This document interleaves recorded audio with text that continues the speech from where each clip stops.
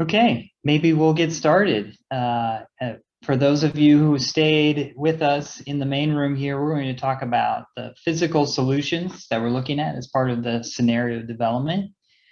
I'm going to take a moment to reintroduce myself in case you missed it before. My name is Russ Dudley. I'm a water resources engineer with Arcadis, working on the Resilient New Jersey project, specifically helping to develop the scenarios. And so we're going to talk about that process today.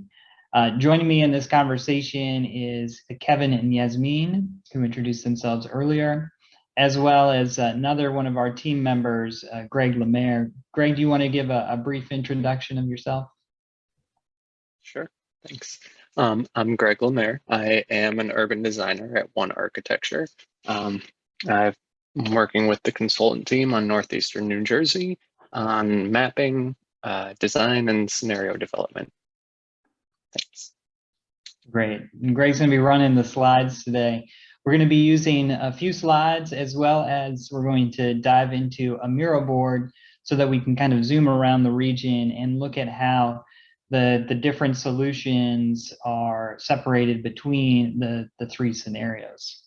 So first and foremost, I wanted to reiterate some of the community guidelines for the meeting, and just really in general, want to encourage people to turn your videos on and ask questions and participate in this discussion. We're really hoping to have a lot of good feedback. Feel free to use the chat function to add questions. We'll do our best to monitor that as well. If you don't typically speak up in meetings, feel free to here. If you do have a lot to say, just be cognizant of the time that we have here this evening, and remind yourself to stand back a few times too if you have a lot to contribute. There's plenty of other opportunities to contribute in the future too, and then as Megan had posted earlier, there's a lot of ways to get access to us. And please feel free to share your own personal experiences through this too. That's really valuable for us as a team as we really work on orienting the solutions. So what are we going to focus on today in our breakout? We really want to start stepping through the physical and nature-based solutions that we've identified. In an earlier community meeting, we presented on the toolbox of solutions that we're using as part of this program. We have largely applied those now to various areas based on the risk, and we'd love to get some feedback from you on what's really important and what you would prioritize and what you see as valuable with those scenarios. We have more analysis to do after this. This is not the end of the process. As Carly mentioned, we're going to be taking these scenarios and connecting them more specifically to the risk assessment to determine benefits and then also costs to be able to evaluate the scenarios. The preferred scenario is going to be likely a collection of the three scenarios, so it's important to kind of continue these analyses.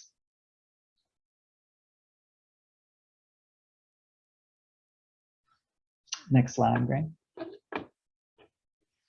So today in this breakout, we're only talking about one of several different types of techniques. There's a lot to talk about here. In the other non-physical solutions breakout, they're focusing more on the other pieces involved here. So things like outreach or programmatic and policy implementations and emergency response as well. But today we're going to be talking about the physical interventions, which is really exciting. Russ, at this transition, I'm just going to take a moment to switch the translators. All right, we're all set. Thank you. Perfect. So to try to help us in this discussion and to think through this, we've separated these interventions into three primary categories.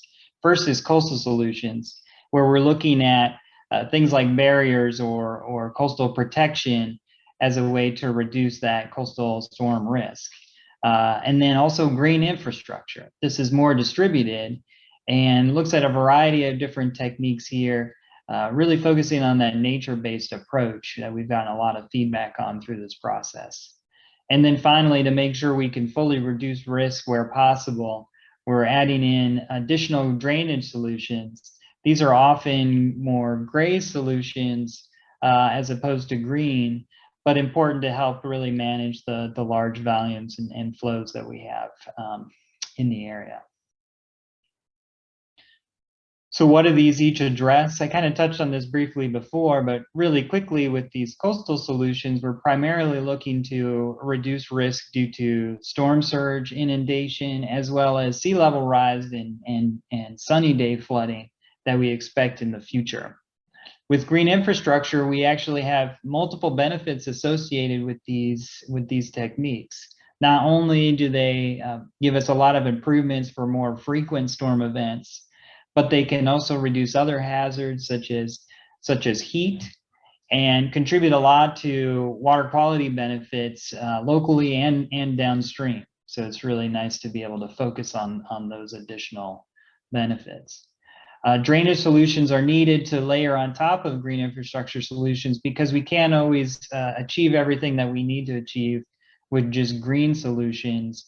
And so for those more intense storm events, where we see a lot of rainfall in a short amount of time, we're looking at adding gray solutions and increasing conveyance capacity in order to address that. Has alternative benefits there too as it relates to water quality and the ability to reduce combined sewer overflows. And we've been working to align with the long-term control plans to make sure we're consistent with those efforts as well. And so how are we really looking at these actions across the different scenarios? I think a good way to think about how we're framing the three scenarios that we're evaluating is in terms of implementation. We really want to see how much we can push through these three scenarios based on different implementation pathways. As we continue up with those scenarios, the complexity and the coordination both increase as well. And so there's definitely challenges there, but I think there's some great opportunities as well. So in scenario one, it's really primarily focused on local responsibility. And this takes what municipalities are already doing and expands it, focusing on managing stormwater within public spaces and public right-of-way, increasing green infrastructure programs, and really leveraging the levers of local government to reduce risk. As we move into scenario two, we're trying to take advantage of shared goals and responsibilities by identifying partnerships across municipal, private, and institutional landowners. And there's really a lot of opportunity along this line in this region because of how densely populated and urbanized they are.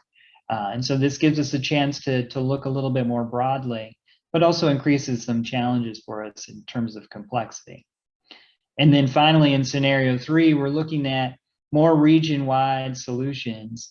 This is a unique opportunity through Resilient New Jersey because we are already taking a regional approach. And so we want to leverage that approach to really focus on opportunities for regional coordination and advancing goals under kind of a regional approach.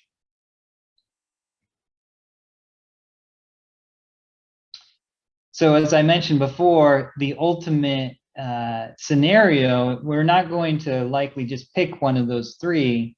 We're going to evaluate all of the actions in those scenarios to identify a preferred scenario, which is most likely going to be a combination of the techniques and solutions underneath those three.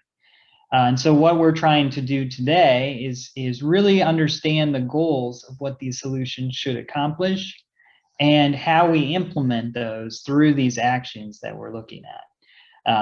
I'm going to step aside here and let Kevin talk a little bit more about some of the coastal and green infrastructure solutions, and Yasmin talk about the drainage solutions and how we're orienting those specifically. But we're really hoping that you're going to give us some feedback on how we're approaching this. Does it sound right? Is there anything missing? Are there any other needs that aren't being met through this type of approach, and what should we prioritize? So feel free to add into the conversation after we get through some of the examples here, we'll look into the region in more detail. So at this, I'll turn it over to Kevin. Thanks so much, Russ. So I'm going to take a few minutes to talk about some of the physical and nature-based solutions at a higher level and in the context of the different scenarios. And then in a few minutes later, we're going to look at the what they could look like in our region at a more local level on the Miro boards. So for coastal solutions, these are projects that would mitigate coastal storms and tidal inundation. These solutions might protect our communities from getting wet, might help them to adapt to the presence of water, or might involve moving things out of harm's way. A protect example might be a flood wall. Elevating buildings or other infrastructure above flood heights, but keeping them in place is an example of an adaptation. And relocating something further inland or to higher ground might be an action that would help us move things out of harm's way. The planning process right now is looking at all of these things. I'm going to talk about the different actions we're looking at through the lens of the three scenarios that we talked about earlier. So starting with coastal solutions, examples of locally driven actions in scenario one would be site-specific adaptation of critical utilities and public facilities. This could look like floodproofing, elevation of critical systems, or individual flood barriers around places like emergency response facilities, city halls, treatment plants, schools, and more. Through our engagement process so far, we've been able to identify a lot of community assets that matter most to you, those that are participating in our planning process. And through the risk assessment we're refining right now, we're helping to clarify which ones need to be adapted. Another example of a locally driven coastal action is flood barriers on public property. This could include elevating waterfront walkways like the Hudson River waterfront walkway in downtown Jersey City, which was initially proposed in the Jersey City Adaptation Master Plan. There are strips along the Hudson River waterfront walkway or the walkways along Newark Bay that could be elevated for coastal protection. It's always simpler from a legal coordination and resource perspective for municipalities to take action on property they own, even though such projects can be costly and complex to manage. In scenario two, the shared goals, site-specific adaptations can be expanded to private sites through partnerships between the municipality and infrastructure stakeholders through training or funding programs for residential properties, or through policy changes at the municipal level to require adaptations. Similarly, elevated walkways or flood barriers could be extended through additional coordination with private property owners or infrastructure stakeholders. This could also include solutions like the proposed Route 440 street levy from the Jersey City Adaptation Master Plan. Due to the nature of having many contaminated sites and industrial properties along the coast, particularly in the Dormis Avenue and East Ironbound area of Newark and the Constable Hook area of Bayonne, another key strategy that we're looking at is transitioning these sites to open space or wetlands. Accomplishing this would require coordination with these site owners, policy and governance actions to prioritize sites, and streamline the process for transition and potential buyouts or requirements for site transition. This is being covered more in depth in the non-physical solutions breakout room that we have going on. Actions like the elevated waterfront walkway would be taken to a regional scale in scenario three, the coordinated leadership. This could be feasible because the Hudson River waterfront walkway and Hackensack Riverwalk are already largely being integrated at a regional scale. Coordinated leadership could also help achieve large-scale living shorelines or wetland zones, such as along Newark Bay. So I'm going to pause here for a minute and ask everyone just to briefly share if you have any thoughts on what is being shown. Does anything stand out to you as the most important, or do any of these ideas raise concerns? Are there any other types of solutions that matter most to you?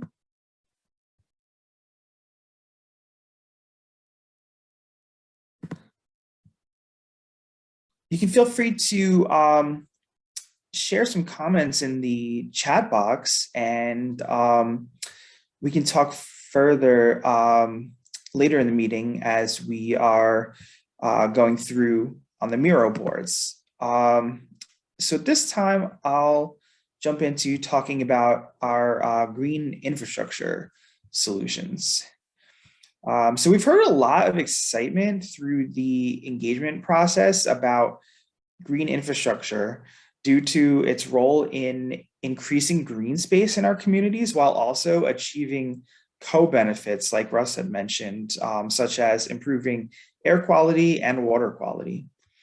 In terms of flood risk reduction, green infrastructure really only helps with smaller rain events, but it is still an important part of the picture because of those co-benefits. We're not yet looking at specific siting for green infrastructure across the region because of how much technical analysis would be required for that. Instead, we're looking at different ways and at what scales green infrastructure could be implemented, starting with identification of impervious spaces that are flood-prone areas, and we may do some pilot recommendations. Green infrastructure demonstration projects have already been completed in areas across the region, and various studies have been completed or are ongoing to identify specific sites for green infrastructure installations. Green infrastructure can include anything from bioswales on the side of the road to converting underutilized property to green space to green roofs. Examples of locally driven actions that we're looking at include green infrastructure construction on public property and in the right-of-way of streets. This could also include planting more street trees. Policy and governance actions that could accompany this could be design guidelines or standardized process for incorporation of green infrastructure in right-of-way projects. Although it is a non-physical solution, a municipal stormwater utility could also be an important action taken to bring in funds needed to support these green infrastructure projects. With additional partnerships and coordination, green infrastructure projects could be expanded beyond the public right-of-way and into vacant or underutilized private sites. Policy changes that would support these actions include grants for green infrastructure installations on private property, training programs for green infrastructure installation, or policies like a flood overlay zone that would require green infrastructure in new development. With coordinated leadership or programs, systems could be put in place for large-scale green infrastructure implementation.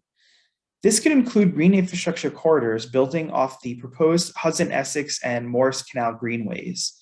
A regional stormwater utility could also allow for consolidation of resources and funds being available for green infrastructure and other related projects. The living shoreline and wetland restoration solutions that we just discussed in the coastal solutions could also be grouped as green infrastructure projects. And I'll pause here again for a moment.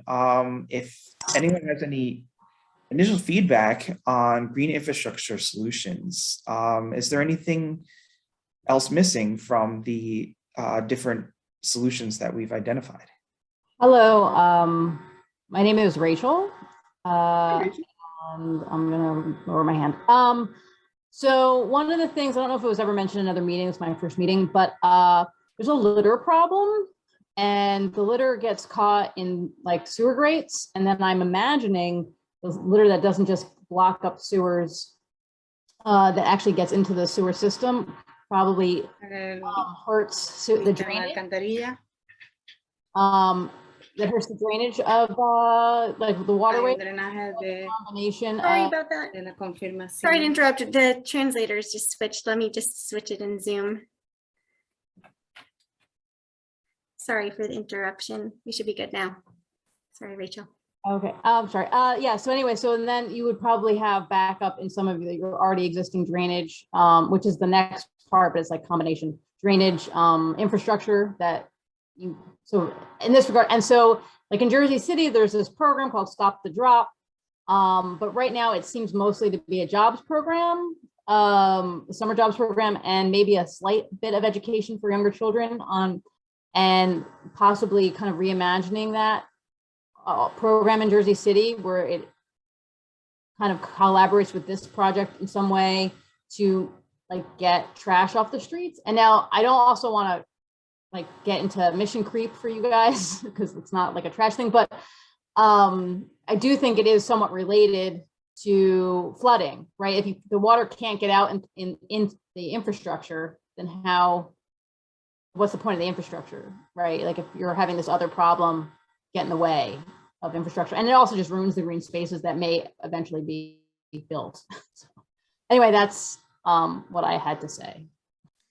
Thanks so much, Rachel. Yeah, as I'm a resident of Jersey City myself, and I can say in my neighborhood, there's unfortunately like a very large trash issue. And we are going to talk about drainage solutions next, actually. But yeah, you bring up a great point that, you know, if there's an excess amount of trash that can, you know, clog our drainage systems, that's definitely going to be an issue. And so hopefully going forward, that's something we can look at is, you know, making a program for, you know, trash, keeping trash off the streets as part of, you know, a rollout for additional, you know, flooding and drainage solutions. Yeah, and just to add on to that, Kevin, we've heard a lot of feedback, Rachel, about the way that trash contributes to flooding, and we've gotten pictures of trash in the catch basins. So that is something that was in the focus in the non-physical solutions room in our service and program development category. But we are looking at ways to expand like the Adopt a Catch Basin programs, or just ways to do trash education for waste reduction, because as you said, this isn't, it's not really central to the problem, but it is a key part of the problem. So thank you. I saw like Ahmad. Sorry, Rachel. I feel like Ahmad had his hand up twice. Yeah, I was just about to go to Ahmed. Did you have Yeah, I did, but I'll save it towards the end though. Thank you. Okay. Thank you. And I see some great comments in the chat that we'll be getting to as well. Thanks so much. So at this time, I am going to pass it over to Yasmin to introduce drainage solutions. Thank you, Kevin, and good evening, everyone. My name is Yasmin. I'm a environmental planner and project manager with the city of Hoboken, and speaking about drainage solutions. So while the green infrastructure solutions that Kevin mentioned can provide some stormwater storage to reduce flooding, the drainage systems in our region are in need for much more drastic actions to improve stormwater management during heavy rainfall events. Some of the sewers in our region are over 100 years old and were not designed to handle stormwater from such intense storms and runoff from so many impervious surfaces. These impervious surfaces are limited drainage capacity, which contribute to repetitive flooding in many areas of our region, like the southwest of Hoboken and the Ironbound neighborhood in Newark, where many homes were flooded several times in just the past year. Drainage solutions are needed to increase capacity of our sewer systems by increasing pumping, providing additional storage through pipes or tanks, or separating the sewers. Some of the green infrastructure solutions that Kevin discussed and other policy changes can address impervious surfaces and their contribution to the problem. Most of the sewers in our region are combined sewers. which means that they collect both stormwater and the wastewater from homes and businesses. And this means that during heavy storm events, there can be overflows of combined sewage into our waterways, including the Hudson River. Solutions that address the water quality impacts of combined sewer overflows have been proposed in the long-term control plans, also known as the LTCPs, prepared in recent years by our region's utilities. While these solutions are aimed at improving water quality, they can also help reduce flooding by creating additional stormwater storage capacity. For this project, we are including proposed projects from the LTCPs in our region and are also proposing other drainage solutions that are targeted at reducing flooding. So next slide, please. Now I'm going to quickly walk through the types of drainage solutions that we're looking at and how they could be implemented. Locally driven drainage solution examples would increase drainage system capacity through projects primarily in right-of-ways and on our public property. This could include sewer separation, pipe capacity increases, or construction of larger stormwater storage tanks on publicly owned property and open space. The various Hoboken resiliency parks, such as the Southwest Resiliency Park, 7th and Jackson, and our most recent one, the Northwest Resiliency Park, which, by the way, holds up to 1 million gallons of stormwater undergrounds, are just some examples of successful projects like this in our region. As mentioned in the intro presentation through Resilient New Jersey, Northeast Jersey, we have also applied for funding for several of the similar projects that would incorporate stormwater storage at parks or schools. Examples of drainage solutions that are more complex and are deep tunnel projects for more stormwater storage. Deep tunnels were evaluated by several of the utilities as part of the LTCPs. And stormwater storage projects could also be pursued on private property through partnerships with private property owners. Scenario 2 in the slide also includes coordination with transportation stakeholders for drainage solutions on transportation systems. So with coordinated leadership, we're looking for opportunities for drainage corridors for convenience and storage, like more major transportation corridors or the greenways that Kevin had mentioned. We're also evaluating the possibility of increasing storage capacity of existing water bodies, like the lakes and the Branch Brooks Park. Any questions or comments so far of what was shown here? Or if there's anything missing, I'm just going to take a brief pause.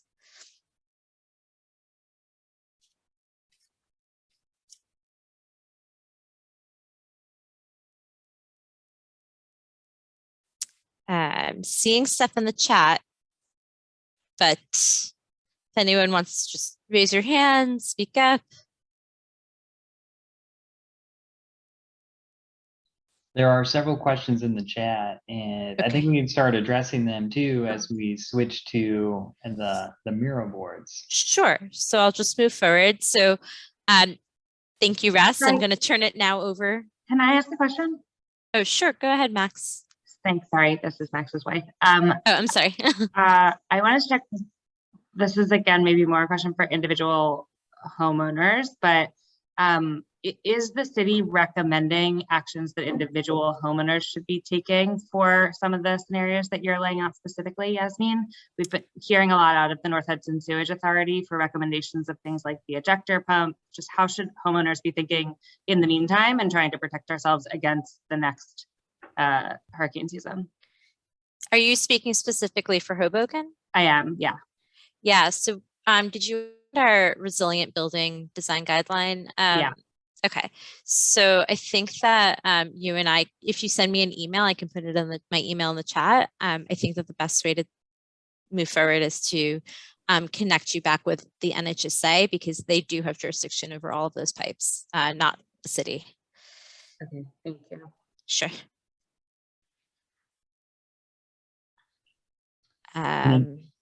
And then maybe, yeah, since we're transitioning here anyway, Yeah. and maybe you wanted to add in here at this point.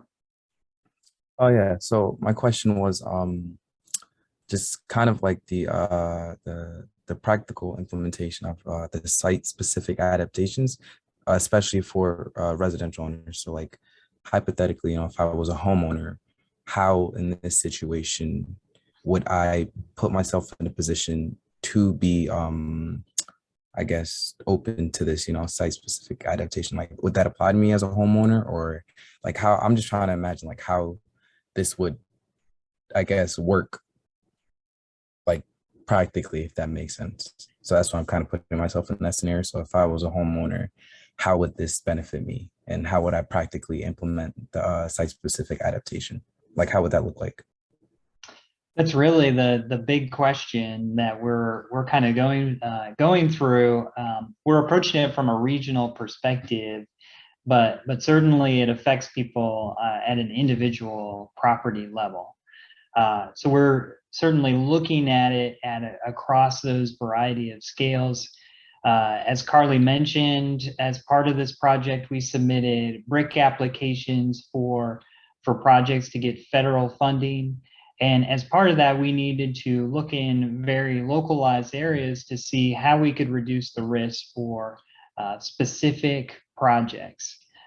So we are doing analysis to look at those risks, taking advantage of the risk assessment and the flood modeling that was presented earlier. And it varies. We're offering, I think, a number of different solutions that do change depending on whether you're looking at scenario one, where it's mostly public responsibility to manage that problem, all the way up to scenario three, where you're thinking about problems more holistically at the regional scale.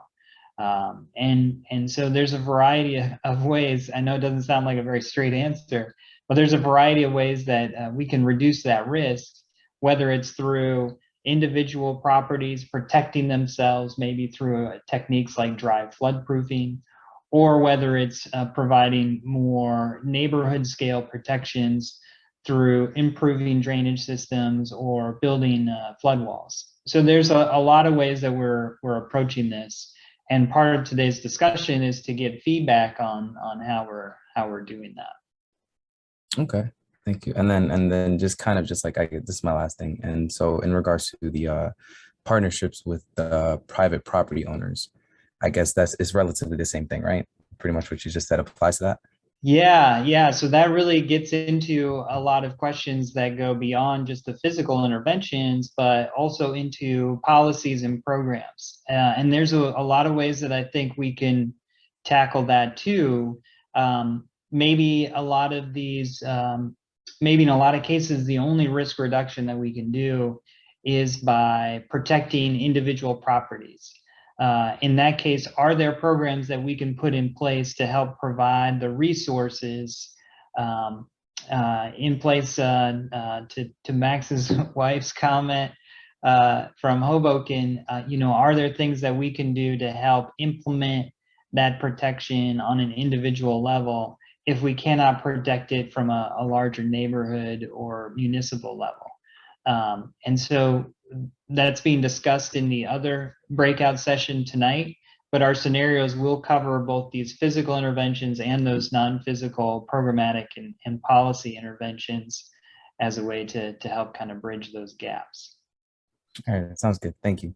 Yeah, and there's a lot of comments in the chat as well. We're going to dig into those. A lot of them surrounded the storm sewer system. I know we're at 15 minutes to the hour. We do end in the breakout, so that's good. We won't get the hook at the end of the day, but I'll try to go through some of these scenarios pretty quickly, so then we can kind of have continued further discussion here. So Greg is driving us through this Miro board. It's a collaborative tool that we use to help kind of identify opportunities throughout the region. We have focused it based on these three different types of techniques: coastal, green infrastructure, and drainage, and also differentiated between the scenarios. So I think really quickly, we're going to go through these as a way to show how we look at projects across these different scenarios, and starting with coastal. And so there's a lot of challenges in addressing coastal and implementing coastal actions through more local municipal intervention. And a big challenge with that is that we're relying on a lot of public property to really focus those interventions. And that doesn't always work so well through the coastal environment. We're just going to switch translators one last time. Sorry. Sounds good. I could use a little, right. All right, we're all set. Thank you. Okay. So in this scenario specifically, we're looking to take advantage of where we do have that public property to implement barriers. You'll see solutions here that are focused on some of the existing riverfront parks where we can implement coastal barriers in those areas directly. And then where we can't, we're really focused on protecting those public properties and utilities, especially the critical infrastructure, separately. So where we have utilities located within those coastal inundation areas, we would be flood-proofing those or providing specific flood barriers for those properties to make sure our critical utilities are protected. As we look beyond those solutions to solutions focused in scenario 2. Sorry, I was just kind of reading the comments, and I'll get to that here in just a second. We have the opportunity then to look more closely at these partnerships. And so that allows us to identify areas where we can provide more consistent and comprehensive barriers in key areas. So a good example is around the Doremus neighborhood of Newark, where there's a lot of private properties along the coastline. We can implement barriers along there consistently and continuously by partnering with those different property owners. And so that allows us to cut off larger sections of flooding there right along the coastline. And so that's kind of a key element as we transition into scenario 2 here as it relates to coastal protection. Greg, do you want to give a little bit more detail on the coloring as we switch to maybe scenario 3 as well? Sure. So in this one, the darker sort of red-orange are the projects that are currently ongoing. So you can see the Jersey City adaptation plan, Newark flanking plan, etc. The brighter orange are proposed alignments. The solid lines are what we currently feel is the best alignment. Dotted lines are some alignment alternatives. And then potential inland flood barrier pathways are this yellow cluster you can mainly see in Jersey City. And while I'm doing that, I can address a question from the comments. And yes, these yellow areas that are shaded within downtown Jersey City are natural high points within the topography. So the city can utilize their right-of-way and street network to potentially start to connect those spaces. And if this will let me move.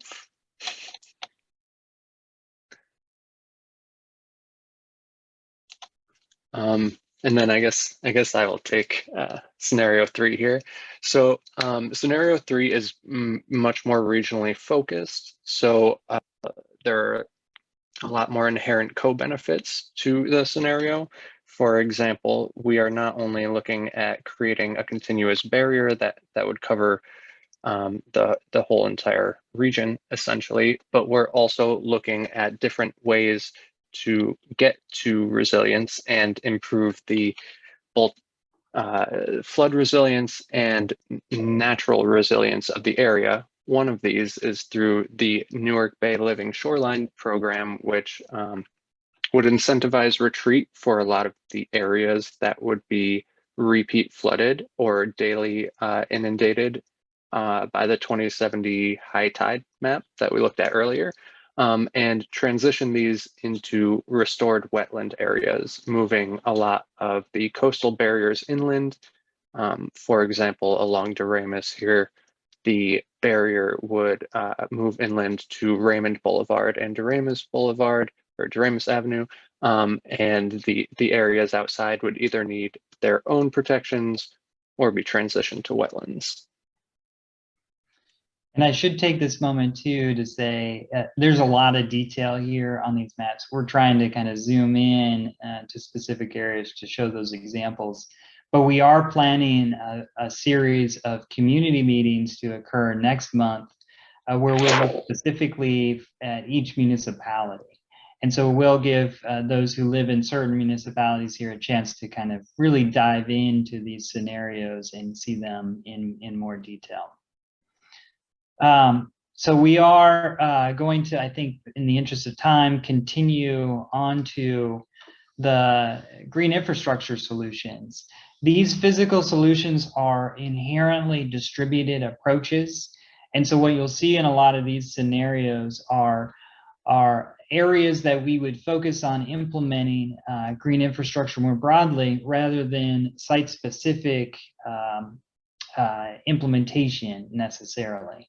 And so we're still at very much a high level regional planning level. We're trying to kind of identify the extent of those opportunities, and then they would be cited more specifically in the future.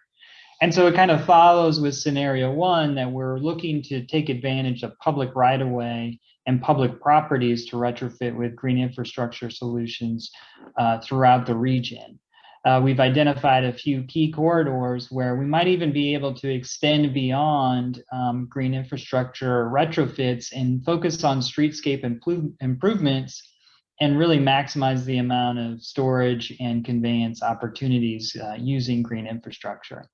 And then again, as part of this scenario, we're looking to take advantage of other public properties such as parks to identify green infrastructure at maybe a larger scale and can manage more volume through that.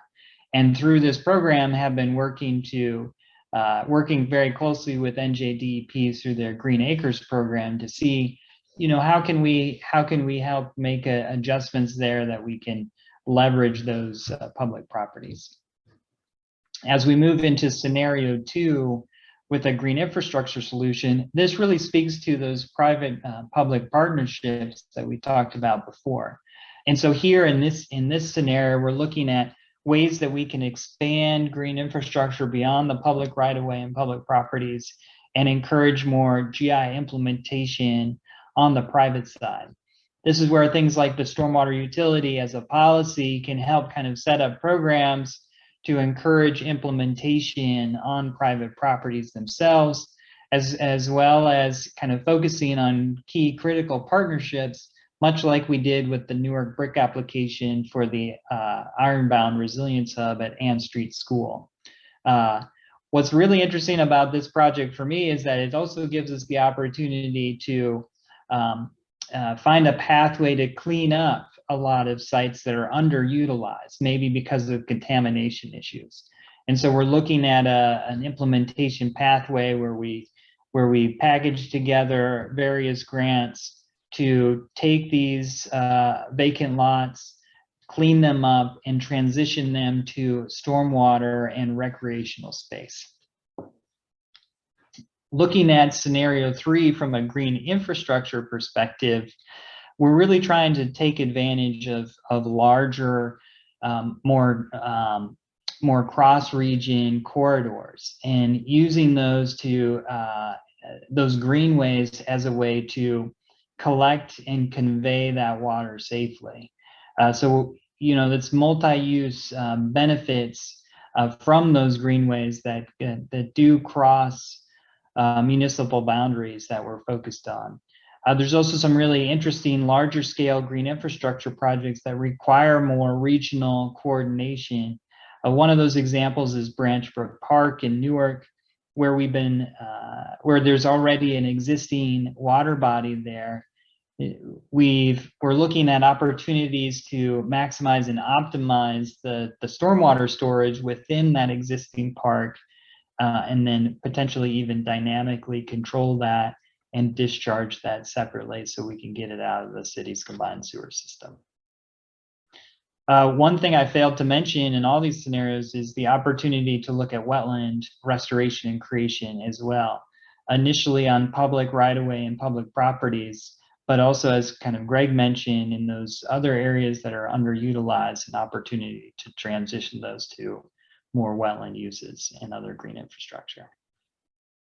We are running short on time. I'm going to go quickly to the drainage solutions because I think a lot of people really have some thoughts on improving the sewer system.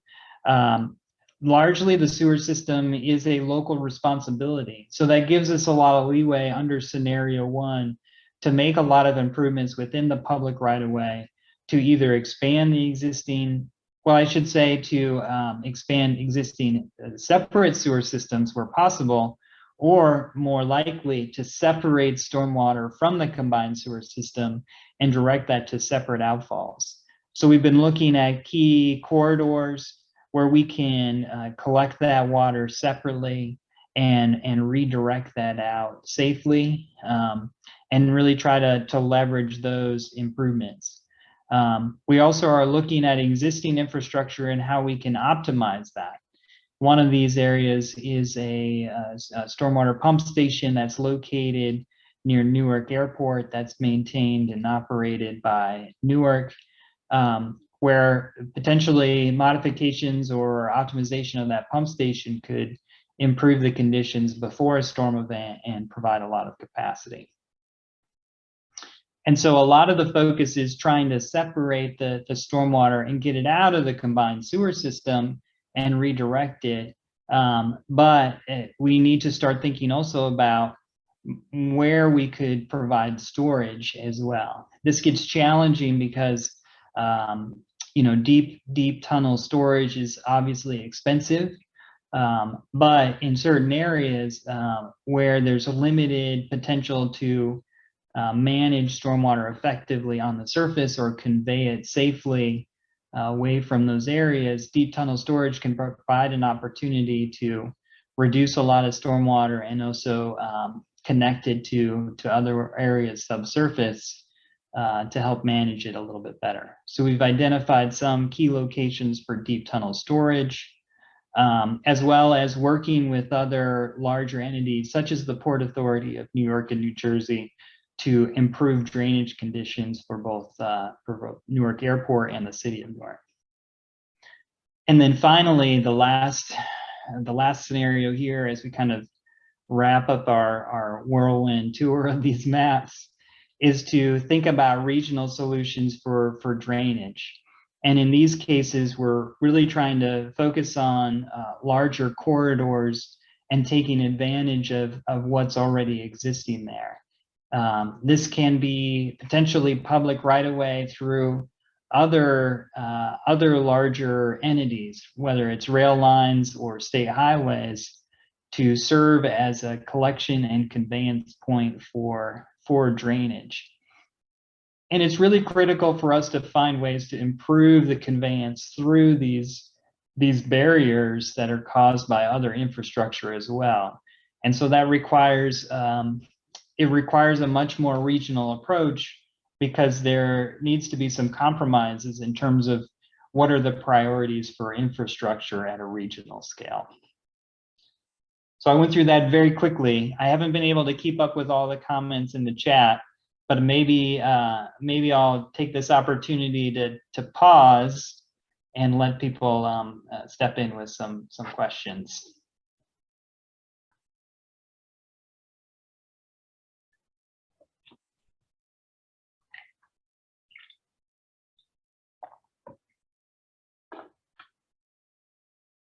And if we don't want to, if no one wants to raise their hand, then we can start kind of going through some of these on the chat as well. Megan, have you been, or Greg, have you been following through the chat? Is there anything here that I've missed? I've been trying to respond to some as we go. Okay. Just wanted to note that we've been getting a lot of really good questions. So we're going to try to, and I don't think we'll address all of them, but we're going to try to include a Q&A in our meeting follow-up. So look out for that. Yeah, I guess in the chat, we've been hearing a lot of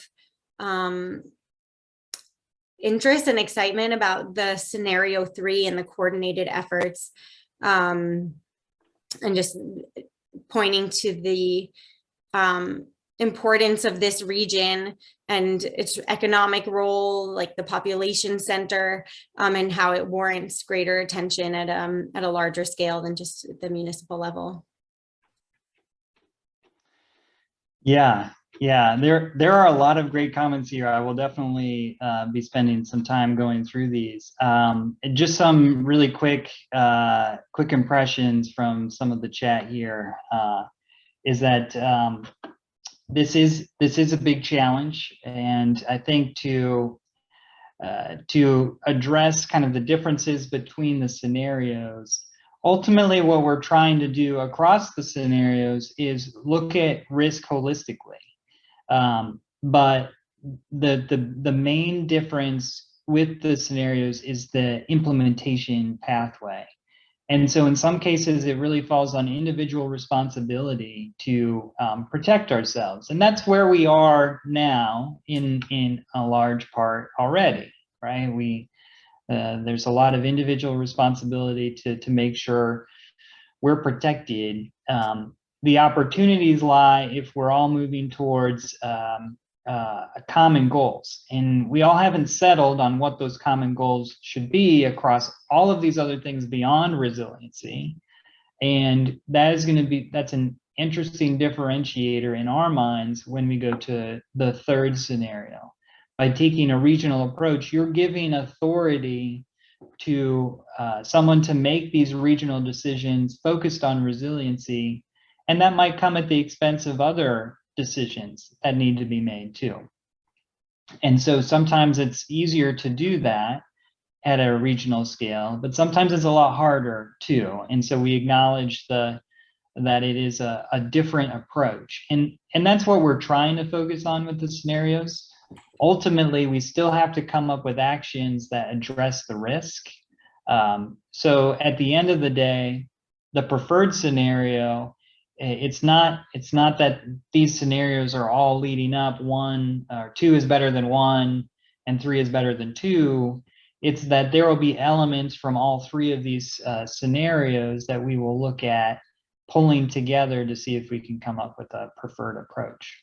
An example of that might be, not having a regional entity make decisions about larger infrastructure projects, but maybe having a regional entity implement a stormwater utility so that it's not up to an individual municipality to have to carry that burden. So those are some of the differences between the scenarios.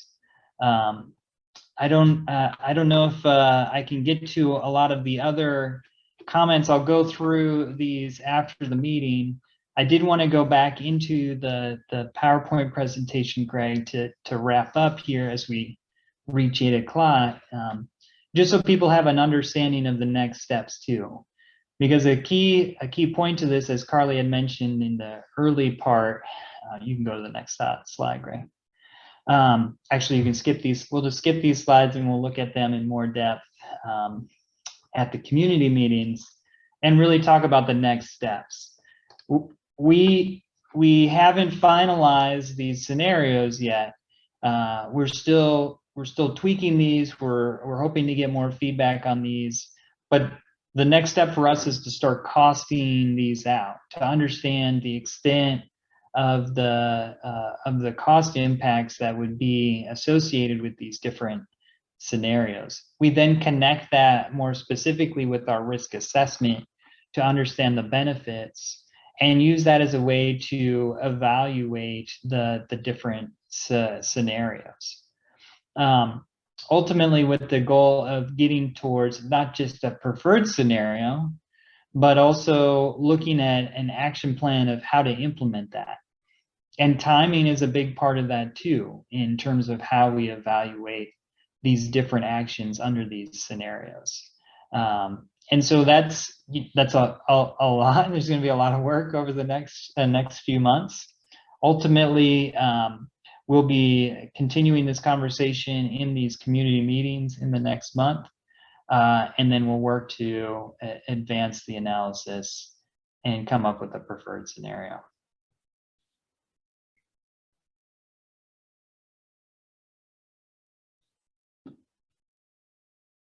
And with that, we've extended beyond 8 o'clock. I certainly appreciate everyone's time tonight and participation.